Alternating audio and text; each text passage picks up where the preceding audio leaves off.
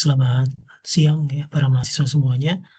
Pada kesempatan ini saya akan coba memberikan penjelasan terkait dengan kesetimbangan reaksi kimia untuk fasa gas reaksi tunggal ya. Terutama saya akan menjelaskan terkait dengan nanti latihan 14.4 ya. Saya akan mengajarkan bagaimana cara menyelesaikan permasalahan untuk bisa nanti menentukan koordinat reaksi, kesetimbangan konstanta kesetimbangan reaksi, dan juga fraksi mol keluaran untuk setiap komponen yang terlibat di dalam reaksi.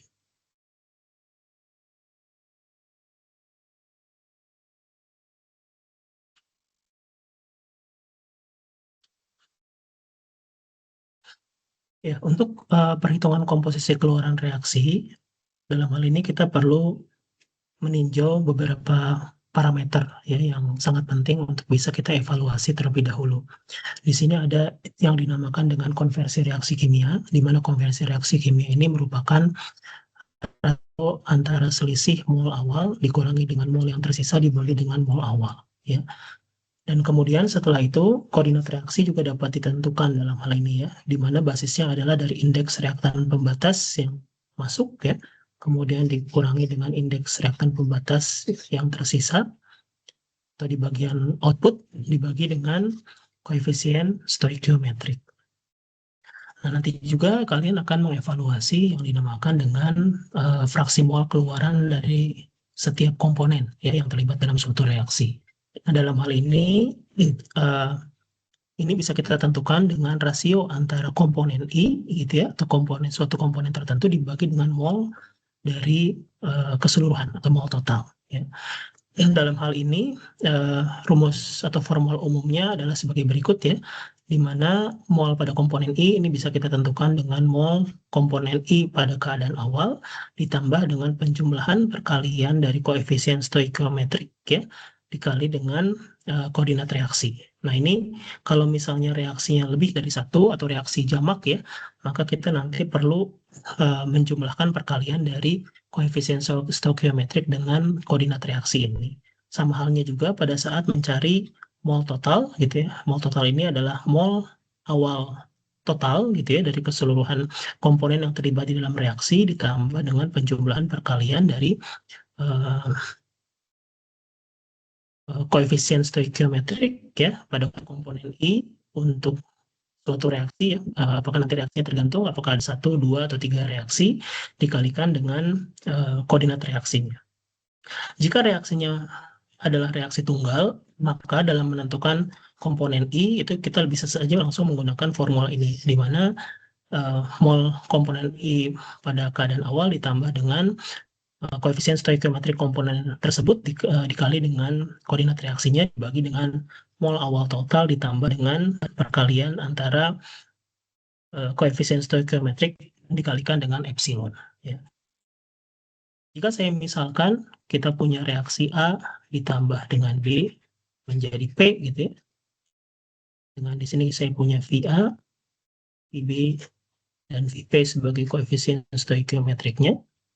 Jadi dalam menentukan nanti komponen keluaran dari A gitu ya, ini merupakan NA dibagi dengan N total, dan kita anggap misalnya pada keadaan mula-mula A ini adalah 1 mol begitu ya, kemudian B ini 1 mol, sedangkan produk belum terdapat produk yang dihasilkan pada keadaan awal ya. Dan kita anggap misalnya VA, VB, dan VP-nya ini adalah 1 gitu ya, koefisien stoikiometrik. Jadi maka dalam menentukan mol atau fraksi mol komponen A itu sama dengan NA dibagi dengan N total gitu ya. Maka di sini adalah NA pada keadaan mula-mula dibagi dengan VA dikalikan dengan epsilon ya, dibagi dengan N0 tambah dengan V epsilon.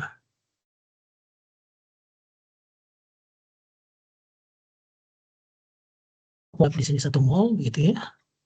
Kemudian untuk koefisien stoikiometriknya, sekali lagi kita perlu menggunakan rule of thumb ya. Jadi rule of thumb-nya untuk reaktan ini kita berikan tanda negatif gitu ya, karena dia akan berkurang seiring dengan bertambahnya waktu. Sementara untuk produk kita berikan tanda positif ya. Karena A di sini adalah merupakan reaktan, maka kita berikan tanda negatif, maka di sini kita akan memiliki tambah gitu ya, minus 1 sebagai koefisien stoikiometriknya dikalikan dengan epsilon, dibagi dengan untuk N0 di sini adalah penjumlahan dari mol yang terlibat dalam sistem dalam reaksi ini begitu ya. Kita punya di sini 1 mol dan 1 mol, maka N0-nya adalah 2 mol ya. Mol keadaan awalnya adalah 2 ditambah dengan V di sini merupakan sigma dari VI ya. Maka di sini kita punya VA tambah VB tambah VC. Ya, kita punya minus 1 ditambah 1. Nah, di sini kita punya minus ya untuk V-nya gitu ya, untuk koefisien stoikiometrik keseluruhannya. Ya. Di sini kita punya minus 1 dikalikan dengan epsilon, maka kita punya 1 minus epsilon dibagi dengan 2 minus epsilon. Ini merupakan untuk Y. Ya. Yang YB juga sama, demikian begitu ya. Karena di sini kita memiliki mol yang sama, koefisien stoikiometrik yang sama, begitu ya. Pasti YB juga akan sama dengan 1 minus epsilon per 2 minus epsilon. Sedangkan untuk YP di sini adalah mol awal mula-mulanya adalah 0 ya, berarti kita punya 0 ditambah epsilon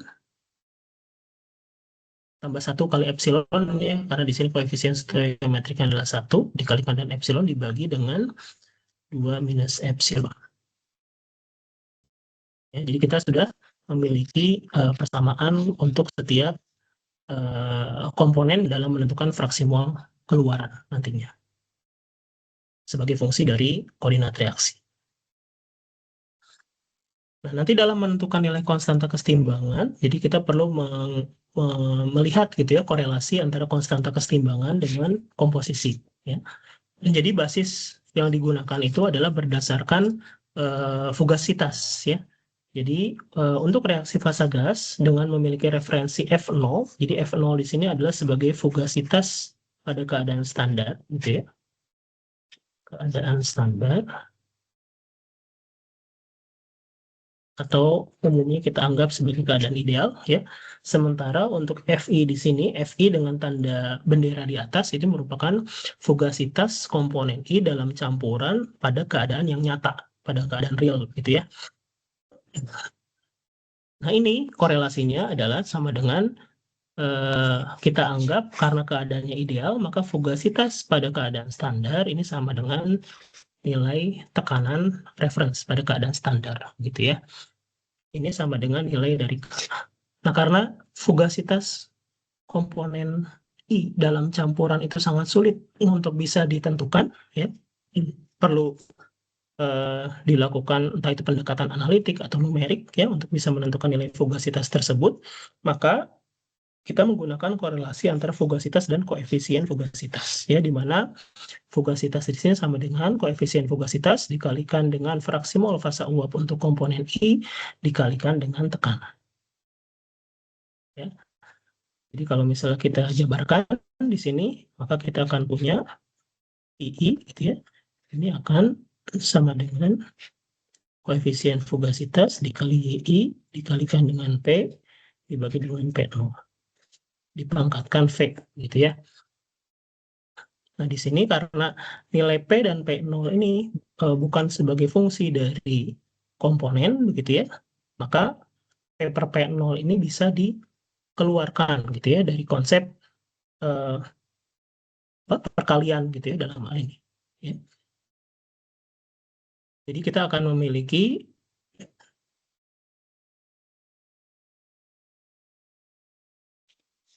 mohon maaf ya, jadi di sini kita akan memiliki PI gitu ya. Kita punya PI per P0 dipangkatkan dengan VI dan kita punya PI ini sigma koefisien fugasitas dikalikan dengan YI dipangkatkan dengan V ya. Ini adalah sama dengan K. Nah, dari pendekatan matematis ya, bahwa peralihan PI per P0 dipangkatkan dengan VI ya, itu akan sama dengan ini ya. P per P0 dipangkatkan dengan sigma VI gitu ya. maka kita akan dapatkan nanti korelasinya adalah P per P0 pangkat sigma VI ya, dikalikan dengan PI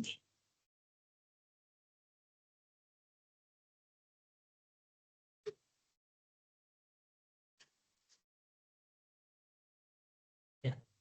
Nah, sigma V ini adalah nilai V ya. Jadi V ini sama dengan penjumlahan dari koefisien stoikiometrik komponen I yang terlibat dalam reaksi ya. Maka nanti kita akan dari sini kita akan memiliki korelasi seperti ini ya. Di mana perkalian antara YI dikalikan koefisien fugasitas I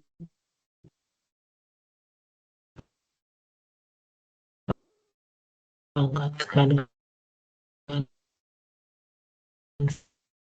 V kali koefisien fugasitas di sini akan sama dengan 1 ya. Sehingga kita hanya mempertimbangkan nilai dari YI ya, dipangkatkan dengan VI sama dengan P per P0 pangkat minus V dikalikan dengan K. Nah, kalau misalnya tekanan ya sama dengan P0 ya, karena P0 ini juga adalah keadaan standar, nilainya adalah 1 bar ya. Maka tidak ada pengaruh tekanan dalam hal ini ya, sehingga nanti perkalian pangkat YI per VI ya, perkalian antara YI pangkat VI itu akan sama dengan tekanan rasio antara tekanan dibagi dengan P ya, karena P sama dengan P0. Tapi kalau misalnya yang ditanyakan pada tekanan bukan tekanan atmosferik atau tekanan standar, maka kita perlu melibatkan rasio P per P0 ini dipangkatkan dengan minus V untuk menentukan nanti nilai konstanta kesetimbangan yang dihitung berdasarkan basis komposisi ya. Oke. Nah, dari sini kemudian kita nanti akan menentukan nilai konstanta kesetimbangan dengan pendekatan lain. Yang ini adalah pendekatan pertama gitu ya. Umumnya kita sebut ini adalah KY atau K. Kadang juga disebut dengan K epsilon ya, karena basisnya adalah berdasarkan koordinat reaksi begitu ya. Sedangkan untuk K yang selanjutnya ini kita basisnya adalah KT biasanya ya, karena basisnya kita mempertimbangkan temperatur. Konstanta tinjau efek temperatur ya. Di mana KT sama dengan K0 kali K1 kali K2 ya. Nilai K0 di sini adalah bergantung dari nilai minus delta G0 reaksi ya. Jadi kalau misalnya tadi kita punya A tambah B menjadi P gitu ya.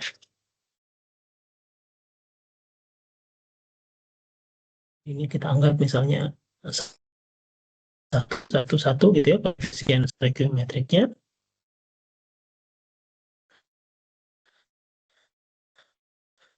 Nah, untuk reaksi pada keadaan standar, rumusnya adalah sigma dari VI dikalikan dengan delta G0F pada keadaan standar ya.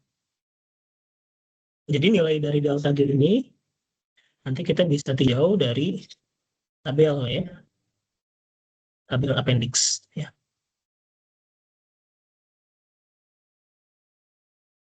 Untuk setiap senyawa. Sama halnya juga nanti pada saat menentukan nilai delta H0 reaksi gitu ya. Ini adalah basisnya kita bisa menentukan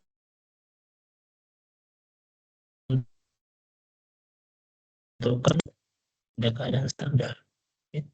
Untuk K1 ini selain dipengaruhi oleh delta H0, temperatur reference dan juga nilai temperatur yang dievaluasi gitu ya. Kalau nilai K0 ini hanya bergantung dari temperatur reference. Jadi T0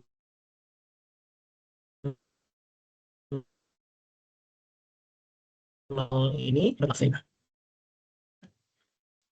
Nah, kemudian nilai K2 ini akan dihitung berdasarkan kapasitas panas ya.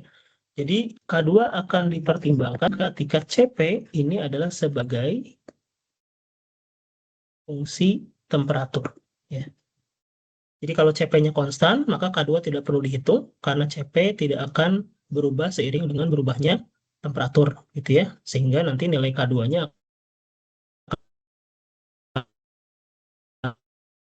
akan sama dengan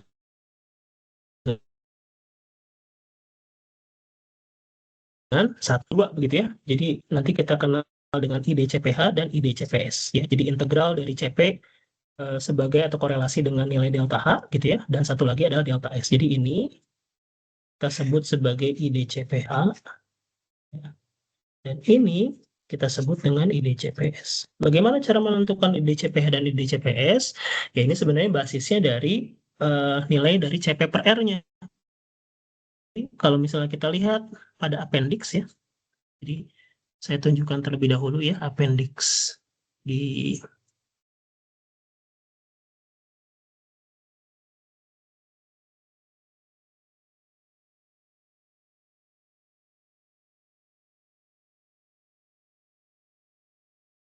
di sini kita bisa melihat ya heat capacities of gases in the ideal gas state. Jadi tabel C1 ya. Jadi untuk CP ini nilai dari konstanta A, B, C, D-nya gitu ya, ini bisa ditentukan dari tabel C1. Kalau nilai delta H dan delta G tadi kita bisa tentukan dari tabel C4 ya di appendix.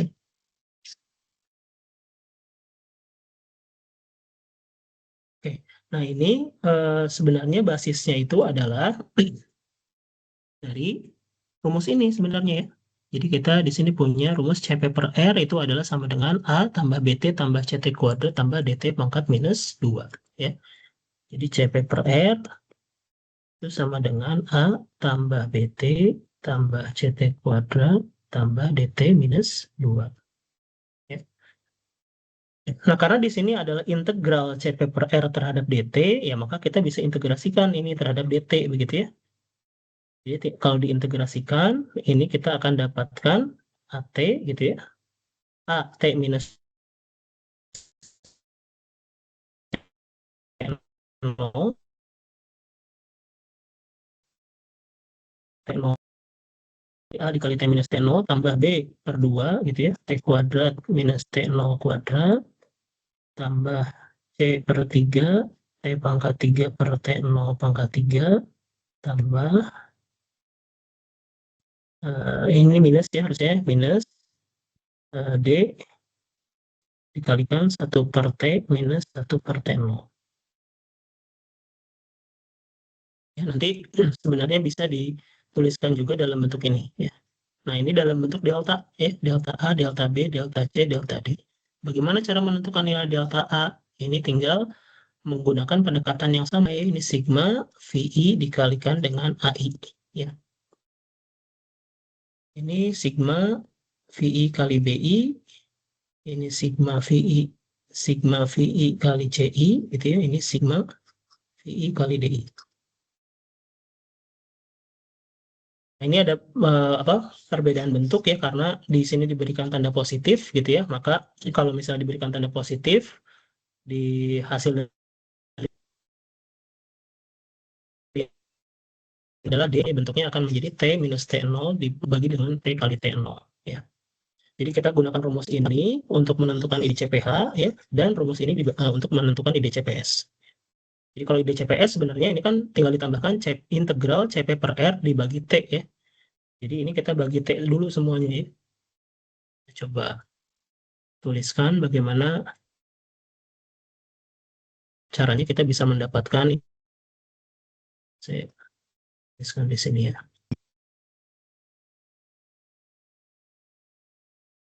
Jadi di sini kan kalau misalnya CP per R dikali dengan seperti gitu ya, maka dia yang semula bentuk CP per R-nya itu adalah sama dengan A tambah BT tambah CT kuadrat tambah DT minus 2 ya. Maka ini tinggal dibagi tambah DT minus 3 ya. Nah, kalau diintegralkan dari T0 menuju ke T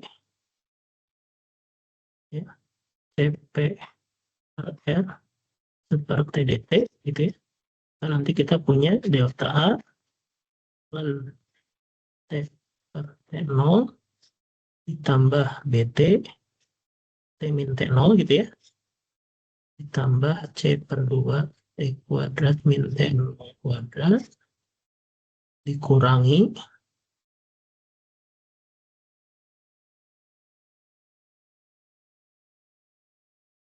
D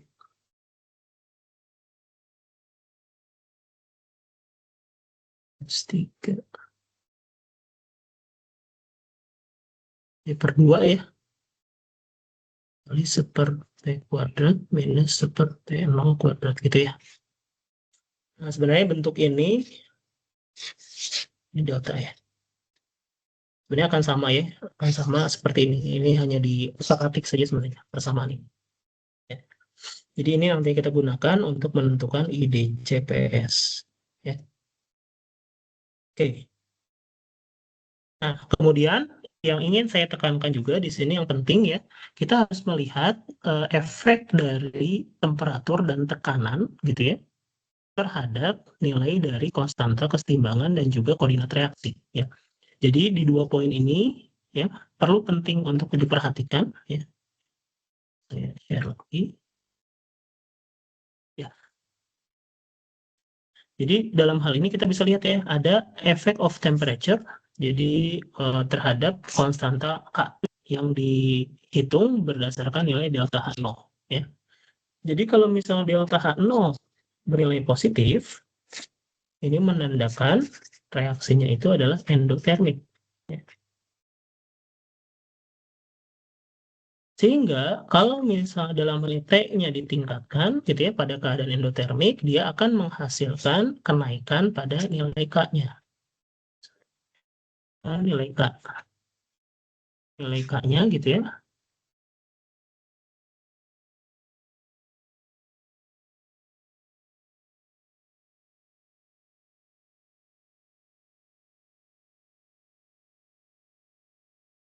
Nilai K-nya di sini juga akan naik ya. Sehingga kalau K-nya dengan meningkatnya H pada constant pressure, dia akan meningkatkan juga nilai dari perkalian komposisi dipangkatkan dengan koordinat reaksi ya. Sehingga dia menyebabkan nilai epsilonnya juga meningkat dan reaksi bergeser ke arah produk ya. Reaksi bergeser ke arah produk atau ke kanan ya. Nah, sebaliknya kalau delta H0-nya negatif ya, dia eksotermik. Kalau T-nya naik, maka nilai K-nya akan turun ya. Sehingga perkalian YI pangkat VI-nya akan turun ya. Ini naik ya. Sehingga epsilonnya turun, maka reaksinya bergeser ke arah kiri ya. Reaksi ke kiri atau ke arah reaktan. Ya. Ini adalah kita lihat efek dari temperatur ya. Dan juga kita perlu meninjau nilai delta H0 reaksinya ya. Apakah dia positif atau negatif. Baru setelah itu kita lihat korelasinya. Jadi pada saat nanti kalian menghitung, kalian harus bisa menginterpretasikan gitu ya dan menjelaskan korelasi efek dari temperatur terhadap konstanta kesetimbangan, terhadap koordinat reaksi gitu ya, dan juga terhadap perkalian komposisi dengan koefisien stoikiometrik. Nah, kemudian yang kedua di sini adalah melihat dari nilai koordinat koefisien stoikiometriknya ya. Jadi kalau misalnya koefisien stoikiometriknya bernilai negatif ya, di mana koefisien stoikiometrik V tadi adalah sigma dari VI ya. Jadi tergantung ada beberapa komponen dalam reaksi yang kita evaluasi. Jadi kalau bernilai negatif maka pada saat tekanannya itu dinaikkan pada constant temperature dia akan meningkatkan nilai dari perkalian YI dipangkatkan VI ya. Jadi ketika V-nya bernilai negatif, V-nya naik, maka perkalian YI pangkat VI-nya dia akan naik ya, sehingga nilai epsilonnya naik, reaksi geser ke produk gitu ya. Tapi kalau V-nya positif, ketika P-nya naik, sigma YI VI-nya dia turun ya, menyebabkan epsilon koordinat reaksinya turun ya, sehingga reaksi geser ke reaktan. Ini penting untuk ditinjau ya efek dari temperatur dan juga tekanan dalam hal ini. Oke, nah sekarang kita masuk ke example 14.4 ya. Saya akan coba runutkan bagaimana cara kita menyelesaikan example 14.4 ini dalam menentukan nilai dari konstanta kesetimbangan, nilai dari konversi reaksi, gitu ya, epsilon atau koordinat reaksi, dan juga menentukan komposisi keluaran reaktor. Ya. Oke, saya masuk ke Excel ya. Oke, jadi di Excel ini kita lihat terlebih dahulu ya hal-hal apa saja yang diketahui di dalam soal. Ya. Jadi dalam hal ini kita diminta menghitung equilibrium constant untuk vapor phase hydration of ethylene. Ya. Temperaturnya ada dua yang diminta, 145 dan 320. Ya. Reaksinya juga diberikan seperti ini. Ya. Kita lihat cek reaksinya apakah sudah stoichiometrik atau belum. C-nya ada 2, ya, sama di reaktan dan di produk. H-nya ada 6, ya, sama, dan oksigennya ada 1. Ini berarti kita bisa simpulkan bahwa koefisien stoikiometrik untuk etilen adalah 1, H2O1, dan juga C2H5OH juga 1. Ya. Nah, kemudian kita di sini isi ya untuk beberapa parameter yang diketahui. Kita anggap saja P yang ditanyakan pada keadaan atmosferik ya, 1 bar. Dan kita anggap di sini karena tidak diketahui mol dari etilen dan airnya kita anggap 1 mol keduanya. Dan untuk mol etanolnya 0 ya. Tidak ada produk yang terbentuk pada keadaan awal. Tref-nya adalah 298,15 Kelvin dan R-nya adalah 8,314 Joule per mol Kelvin. Dan kemudian di sini kita perlu menuliskan koefisien stoikiometriknya ya. Nilai V di sini adalah -1, dan +1. Seperti yang saya sampaikan, gunakan rule of thumb tanda negatif dan positif ya. Jadi di reaktan pastikan diberikan tanda negatif, di produk berikan tanda positif. Karena ini nanti akan digunakan untuk menghitung nilai delta H, delta G, dan juga konstanta untuk nilai kapasitas panas ya. Oke, nah step selanjutnya ya kita menentukan nilai delta H reaksi dan delta G reaksi ya. Sebelumnya berarti kita perlu menentukan nilai delta H pembentukan standar untuk setiap komponen yang terlibat dalam reaksi. Di mana kita melihatnya? Ini kita lihat di tabel C4 ya. Jadi kita ke tabel C4. Tabel C4 ya. Kita lihat di sini ada etilen begitu. Jadi kita ekstrak data dari sini, kemudian ada etanol ya, dan pastikan ambilnya yang fasa gas ya. Tergantung fasa yang kita evaluasi ya. Karena di sini menggunakan fasa gas, maka pastikan ambil data yang fasa gas. Karena ada 2 fasa ya, di dalam ini ada gas dan liquid, dan yang terakhir adalah water ya, itu air. Dan juga airnya dalam fasa gas ya. Nah, data tersebut diambil ya, kemudian dimasukkan ke sini. Dalam hal ini saya langsung ambil dari kunci jawabannya supaya cepat. Oke, di sini saya masukkan. Nah, kemudian untuk menghitung nilai delta H reaksi pada keadaan standar, ini adalah sama dengan perkalian antara koefisien stoikiometrik dan nilai delta H pembentukan standar. Ya, maka ini adalah -1 dikalikan dengan delta H untuk etilen ditambah koefisien stoikiometrik air dikali dengan delta H pembentukan standar air ditambah koefisien stoikiometrik dari etanol dikalikan dengan delta H pembentukan standar etanol. Oke. Ini kita berikan tanda dolar saja supaya bisa di drag ke bawah ya. Pakai Fn F4 ya, cara cepatnya. Sehingga kita bisa mendrag untuk menghitung delta G dan pastikan ini sudah sesuai ya. Perkaliannya sama ya, perkalian antara koefisien stoikiometrik, tetapi untuk delta G ya dikalikannya dengan delta G pembentukan standar. Oke, itu tahap yang kedua. Tahap yang ketiga adalah kita menentukan nilai ABCD-nya. ABCD dari kapasitas panas, karena CP di sini adalah sebagai fungsi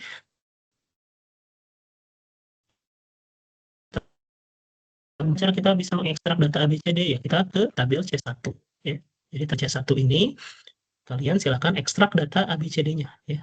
Di sini kita bisa lihat untuk etilen yang ini ya.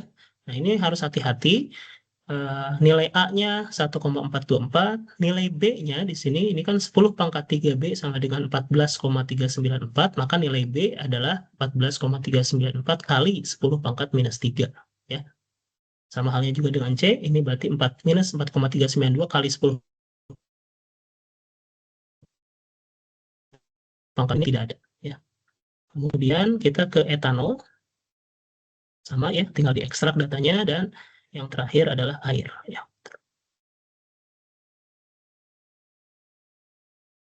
Nah, kemudian kita harus melihat juga ya bahwa persamaan ini bisa kita gunakan ketika nilai temperaturnya itu berada di antara range temperatur reference 298 Kelvin to temperature maximum.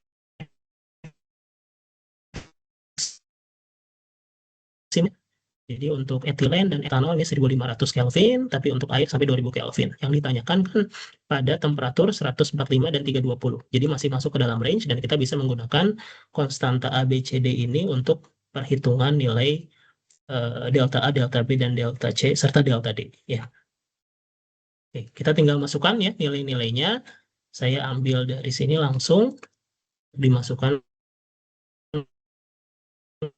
ke, kemudian untuk delta-nya sama ya, ini adalah perkalian antara koefisien stoikiometrik, penjumlahan perkalian antara koefisien stoikiometrik dengan nilai konstantanya ya. Jadi silakan tinggal dilakukan perhitungannya seperti ini. Dan kita bisa berikan dolar supaya bisa di drag ya ke bawah. Oke. Ya, seperti itu. Kita sudah menyelesaikan step yang ketiga ya. Nah, kemudian step yang selanjutnya adalah kita menghitung nilai dari K ya. Jadi K-nya di sini adalah dari KT, di mana ini adalah K0 kali K1 K2. K yang kedua di sini adalah berdasarkan komposisi ya, dan berbasiskan epsilon ya. Jadi yang pertama kita hitung terlebih dahulu nilai K dari K0, K1, K2 ya. Nah, untuk temperaturnya karena kita punya dua ya, jadi pada 18,15 dan 593,15 ya. Nilai K0-nya gimana ya? Ini tinggal masukkan saja eksponensial minus delta G 0 dibagi dengan R kali T0 ya. Nilai T0-nya 298,15, delta G0-nya adalah yang ini ya. Ini adalah nilai T-nya gitu ya. Kemudian nilai ya tinggal dimasukkan ke sini. Nilainya ini dia tidak akan berubah ketika kita merubah temperature karena nilai K0 sekali lagi hanya sebagai fungsi dari temperature reference ya. Jadi saya bisa langsung ambil ya datanya dari solusi ya seperti ini ya. Jadi perkalian sekali lagi eksponensial minus delta G0 dibagi dengan R dikalikan dengan T0 ya. Lalu K1 adalah ini ya, eksponensial delta H0 per RT0 dikalikan 1 minus T0 per T. Jadi ini tergantung temperature ya. Ini kan temperature-nya ada dua ya. Maka dia kalau temperature yang dievaluasinya berbeda, nilai K1 ini pasti akan berbeda ya. Silakan bisa dimasukkan. Saya langsung ambil saja dari solusi ya.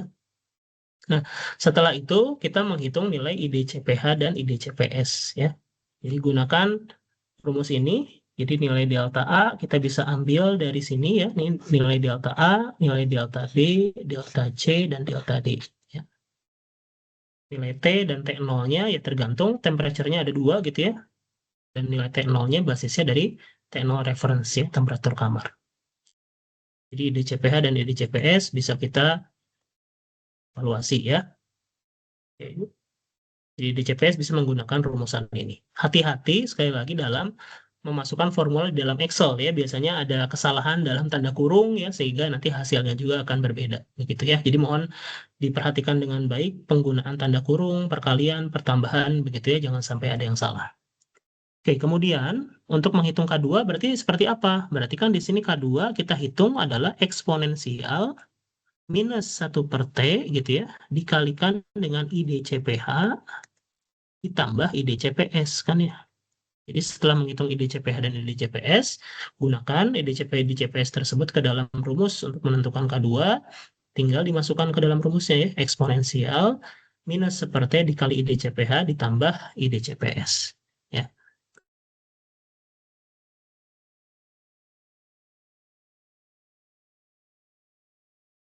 Baru setelah itu nilai K-nya ya udah tinggal K0 kali K1 kali K2 ya.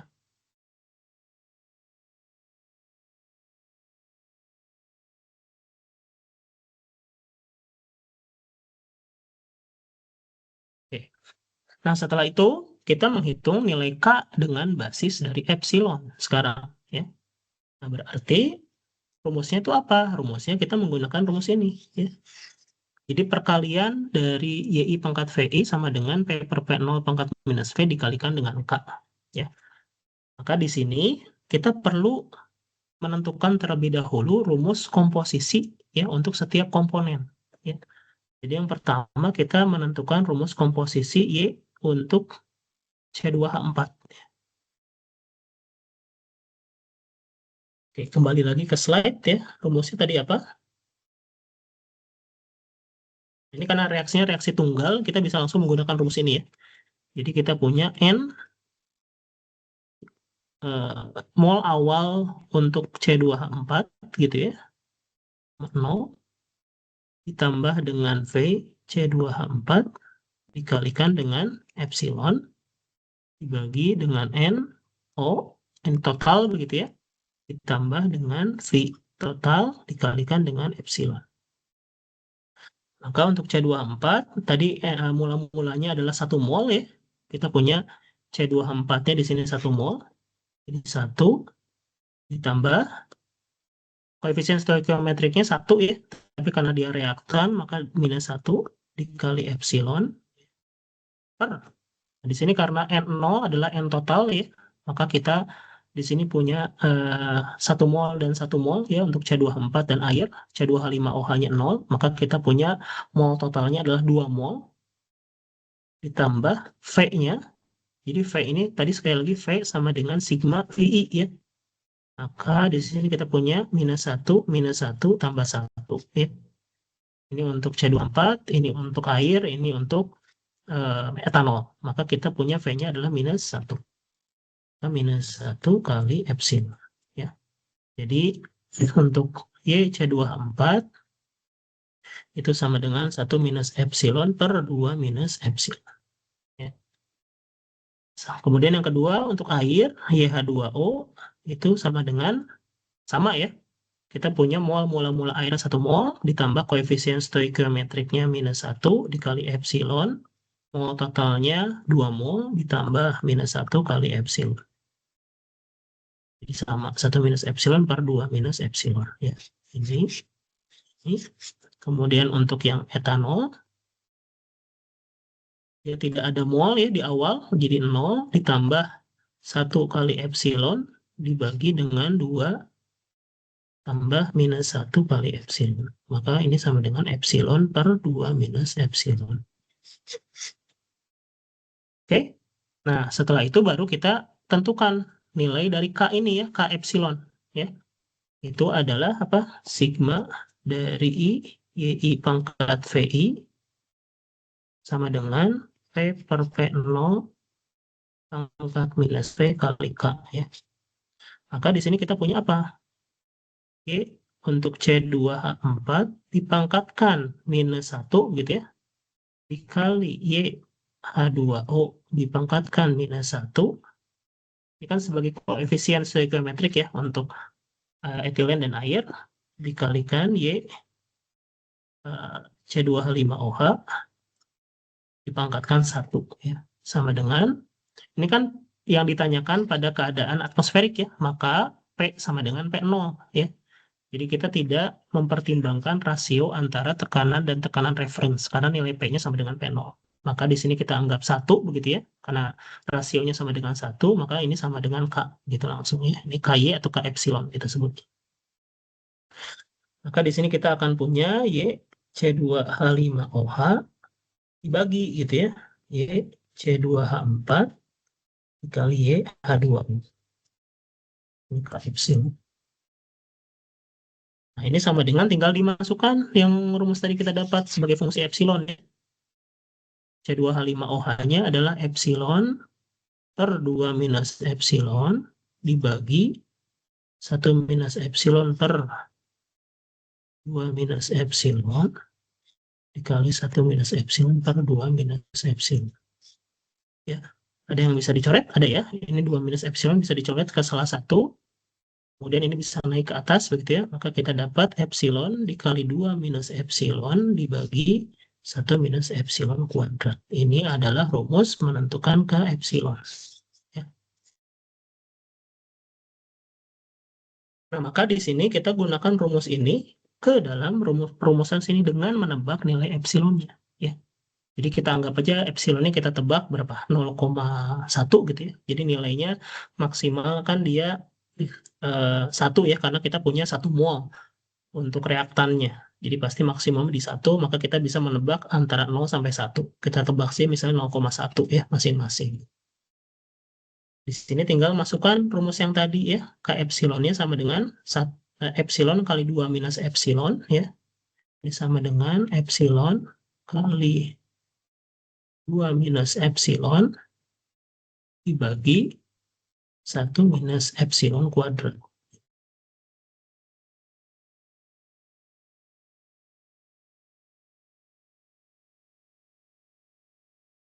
Ya. Oh, ya, ini juga ya. Nah, setelah itu baru kita menggunakan perbandingan ya. DK ini adalah absolute difference gitu ya antara K yang dihitung berdasarkan basis komposisi dan K yang dihitung berdasarkan temperature tadi ya. Jadi di sini rumusnya adalah absolute value dari ini dikurangi ini. Yang nantinya kita gunakan ini sebagai acuan, sebagai objective functions. Kita gunakan solver ya dengan merubah nanti nilai epsilon ya. Jadi dalam hal ini kita gunakan solver, data, solver ya. Kemudian kita set objective functions-nya adalah nilai DK sama dengan 0. Targetnya kan 0 ya, tidak ada harapannya tidak ada perbedaan K yang dihitung dari basis komposisi dan K yang dihitung dari temperature ya. Dengan merubah variable cell-nya adalah epsilon. Make unconstrained variables non negatifnya ini kita checklist ya, karena nilainya tidak mungkin bernilai negatif untuk epsilonnya ya, maka kita checklist. Tinggal di solve saja. Sudah dapat ya. Yang bawahnya juga sama begitu ya, hanya perbedaan temperature. Kita set DK-nya ke 0 dengan merubah. Oke, sudah dapat ya. Nah, setelah itu kita sudah nih selesai ya menghitung nilai K-nya ya. Jadi nilai K-nya untuk temperature 418 itu 0,144 sama ya kurang lebih ya. Maka dia DK-nya ini sangat mendekati 0, 1 kali 10 pangkat minus 8 ya. Sedangkan untuk temperature yang lebih tinggi 593 dia 0,0029 ya. Dengan nilai DK-nya juga cukup rendah ya. Jadi pendekatan komposisi dan pendekatan basis temperatur dia menyerupai. Nah, sekarang kita lihat logis tidak nih dengan konsep teoritiknya. Bagaimana cara kita melihat efek dari temperature? Jadi efek temperature bisa dilihat dari apa tadi? Nilai delta H reaksinya. Kan nilai negatif ya. Dan termik tadi apa? Semakin tinggi temperature, maka apa?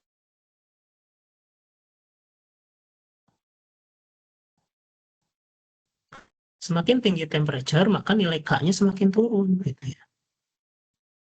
Epsilonnya dia akan turun. Maka pergeserannya ke arah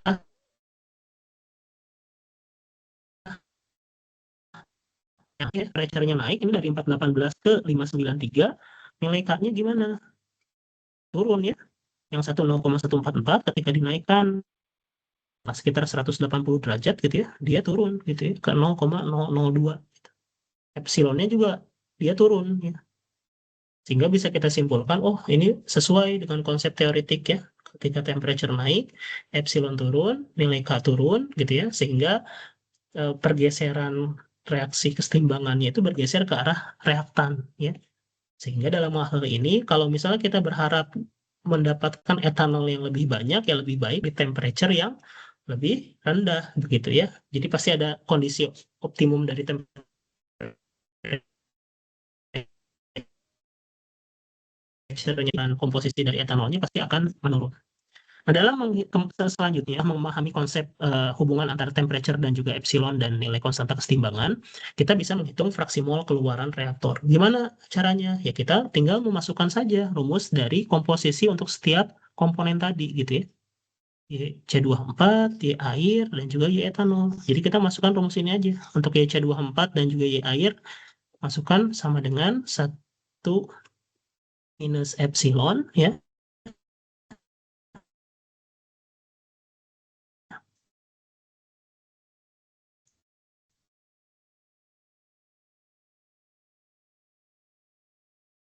Sama, kita tarik. Ini juga sama, 1 minus epsilon ya, bagi 2 minus epsilon. Yang etanol dia apa? Epsilon dibagi 2 minus epsilon ya, sama dengan epsilon dibagi 2 minus epsilon. Ya, jadi kita bisa lihat di sini ya.